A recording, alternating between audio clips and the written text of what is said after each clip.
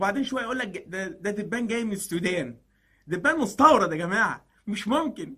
دبان جاي طازه من بره، واحنا مش عارفين نعمل ايه في الدبان ده يا جماعه. ده متسلط علينا، مش ممكن. الدبان بيغيظنا، عمال لا نافع معاه بروسول ولا نافع معاه ميه سكر. طب نعمل ايه؟ مش عارفين نعمل ايه بصراحه. ممكن يا جماعه الدبان بيعمل لنا كده ايه؟ ايه في ايه؟ وبعدين دبان احمر ودبان ابيض ودبان ازرق. انا اول مره اشوف الدبان الازرق يا جماعه، اول مره اشوفه، مش ممكن. وشويه يقول لك ايه، اصل هم رشوا القريه الفرعونيه فهجموا علينا. طب احنا ذنبنا ايه؟ ذنبنا ايه نشوف الدبان ده كله؟ مش ممكن. وعمالين نسمع اوركسترا الزن، زين زين زين زين. ايه يا جماعه، حرام اللي بيحصل فينا ده، والله مش ممكن. إيه حاجه يعني فظيعه.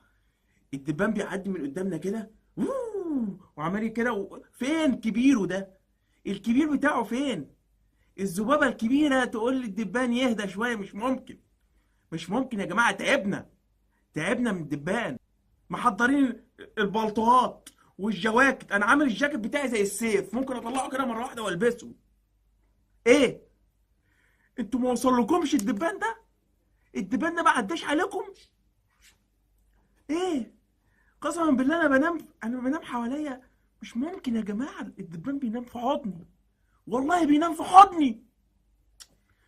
استغفر الله العظيم يا رب، استغفر الله. البروسول كل يوم بجيب علبه بروسول ورغيفين عيش، والله العظيم علبه بروسول ورغيفين عيش.